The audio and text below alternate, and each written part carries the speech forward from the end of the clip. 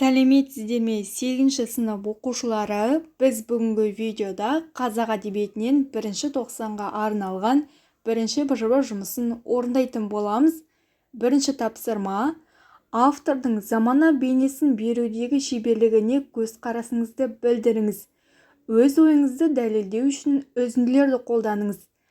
Даналардың айтары келер болды, қияметтің қиянаты төнер болды. Ақымақтар айқаймен жеңер болды. Бұл не деген замана болды, достар. Үлкен кіші адамнан ибалық әдет кетті. Қыз бозбала жастардан әдеп кетті.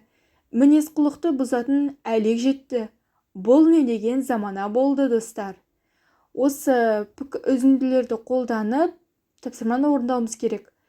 Бұл үзіндіде автор заманның көрінісін өте шеберлікпен бейнелеп, қоғамдағы өзгерістерді терең әрі сыни көзқараспен сипаттаған.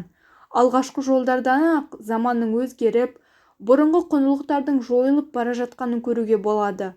Даналардың айтары келер болды деген жолда автор адамдардың даналыққа, ақылға құлақ аспайтын заманын сипаттайды. Бұл жерде дана адамдардың сөзі өтпей, қоғамның құлақ салмауы бейнеленген. Осы ой ақымақтар айқаймен жеңер болды деген жолда тереңдей түседі. Яғни айқай-шуға, дауға негізделген биліктің басым болған заманның суреті көз алдымызға келеді.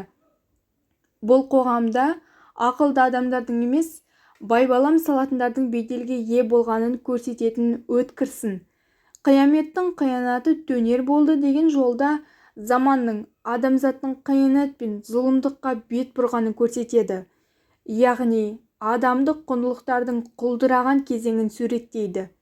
Үлкен кіші адамнан ибалық әдет кетті деген жолдан автордың қоғамда үлкендер мен кішілер арасындағы сыйластық пен үлкенге құрмет, кішіге ізеттің жоғалып бара жатқанын жеткізеді.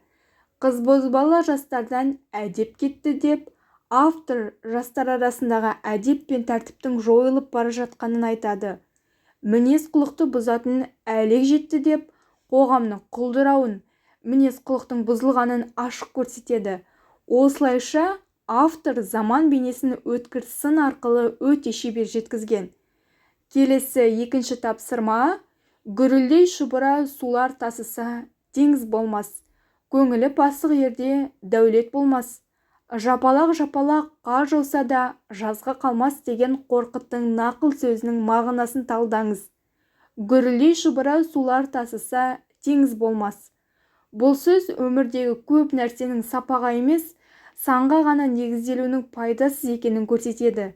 Мысалы, көп деген білім жинау немесе көп еңбек ету маңызды, бірақ олардың мәні мен сапасы болмаса, сол істерден үлкен нәтижеге жету қиын. Көңілі пасық ерде дәулет болмас.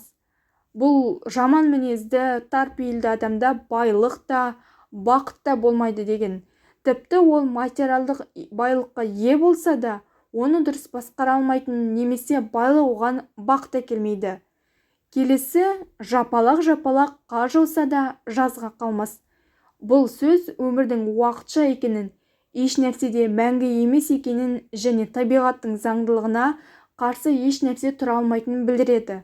Адам өміріндегі қиындықтар да уақытша, олар да бір күні өтеді.